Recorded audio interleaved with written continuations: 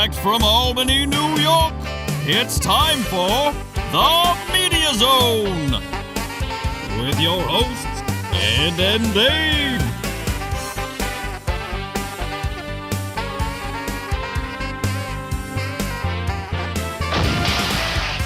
Tonight, a look at this week's new film and DVD releases.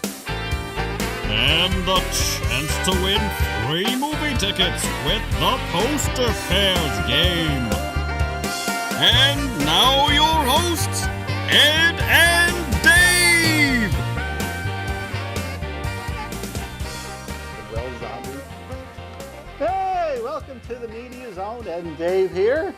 Ed and Dave with you. Here we are. I got my hat on tonight because we were out shooting the web series tonight, and my hair is disheveled, Dave. Yeah, so's mine, but... So I'm keeping the hat on. All right, you do that. This is early promotion for our web series. Mm-hmm. This is the hat we're going to wear on the series, on the web series, because we have a TV show in the web series. It's Ed and Dave's House of Horror. House of what? Horror. Oh, horror. Horror. Right. And we review horror movies. We do. And then on our off hours, we go out and hunt down monsters. And we were shooting that today. We did some scenes with the reporter and the werewolf. Mm-hmm. We also did scenes with Lelac, who, had I known she was ill, I would have told her to stay home tonight. And she looked very good as the vampire, and Jim had a field day with the fog machine out there. It does look very good. It did add to the look of the shots. Right. You shouldn't give away our secrets. You should make people think we went out on a foggy night. Oh, yeah. And after we tape some shows here, we do have to go back out. All the equipment's out there, Dave, in the yard, providing it's still there when we go out.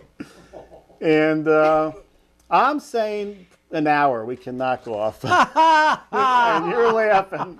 That's because your sense of time is slightly skewed from mine. It is. It's askew from... you try to estimate these things. And it didn't get here as early as I wanted to set up all the lights, so that threw us off a little bit. But it was 2 hours. I was figuring that for the whole shoot, but that was just the reporter scene. Yours went very fast, right? You can't complain about your shots. Good. I try to move them along. Oh, jeez. Don't start. Tonight, what do we have? Twilight, SAGA, Breaking Dawn. Whatever this one's called. That is a documentary about the priest abuse in the MEA church. Maxima Culpa. Silence in the House of God. And Lelac. Rise of the Guardians. That actually opens next week, but we have passes for that, which we'll be talking about later, so we're going to look at the film tonight.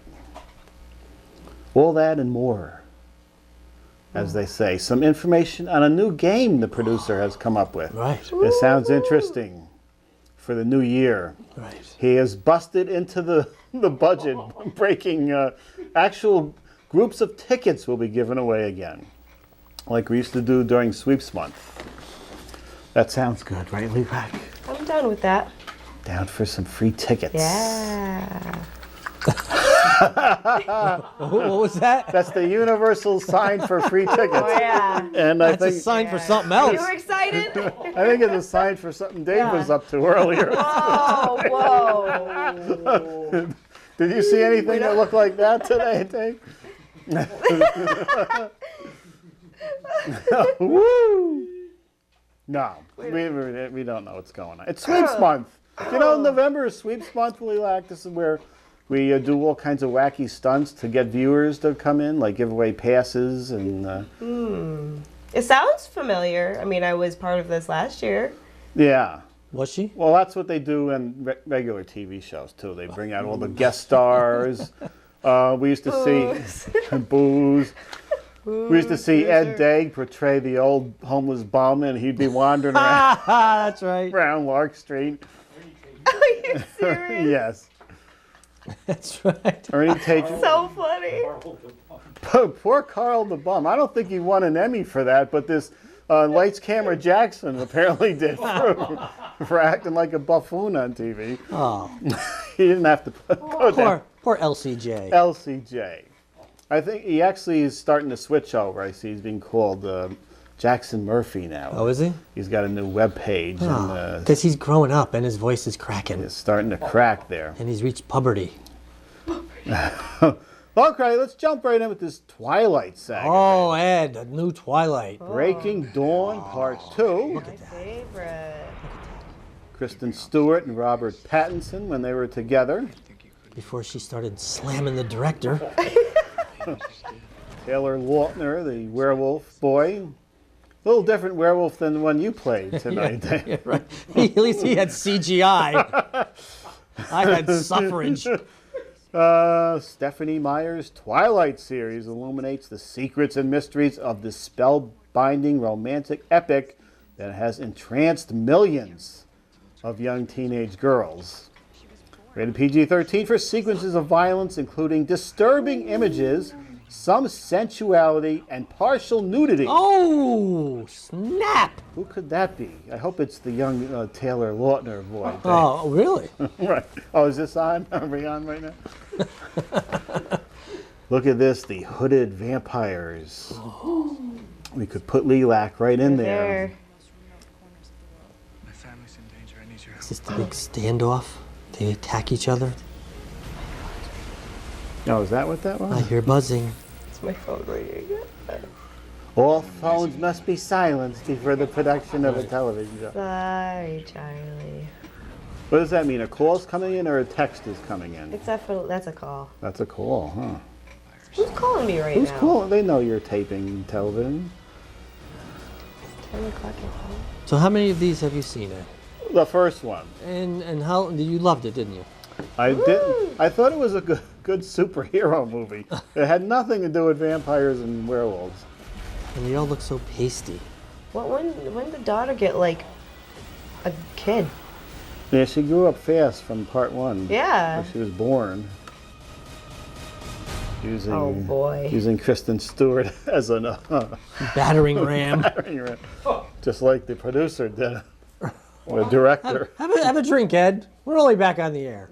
Have a drink. How's that taste? Is that good? I'll tell you, that's good after a long day of filmmaking outside. Which hasn't ended yet. Thank God for that pizza. Did the pizza bring you down, or that should be livening you up, right? No, the long shooting is just... Yeah. All right, let's move along, shall Okay, we? let's go. I don't know. I hope I can read this. This is awful long, and I didn't go through it yet. MEA MAXIMA CULPA. Silence in the house of God. This is a gripping documentary that exposes the abuse of power in the Catholic Church and a cover-up that winds its way from the row houses of Milwaukee through the bare, ruined choirs of Ireland's churches all the way to the highest office of the Vatican.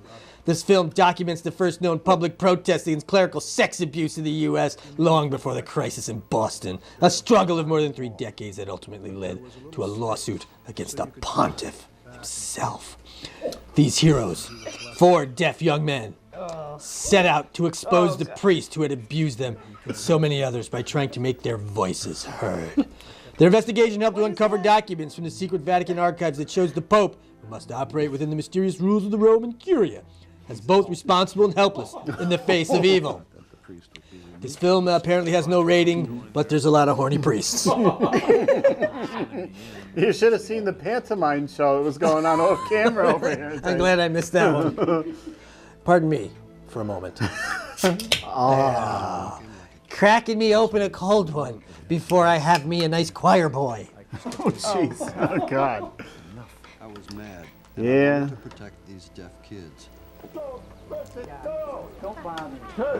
Boy, this is what happens when you have to be celibate. Celibate? Celibate. Yeah. We have an institution here where the priest can't get married, but all other sorts of shenanigans are going on. Yeah, I mean, if you're going to prevent yourself from engaging in activities of the flesh, these wayward, poor people who haven't touched flesh other than their own while watching Cinemax, Oh, jeez.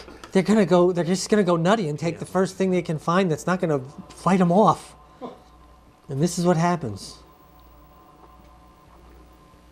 All kinds of wrong things there. They're in the rectory, Dave, There certainly are. in many ways.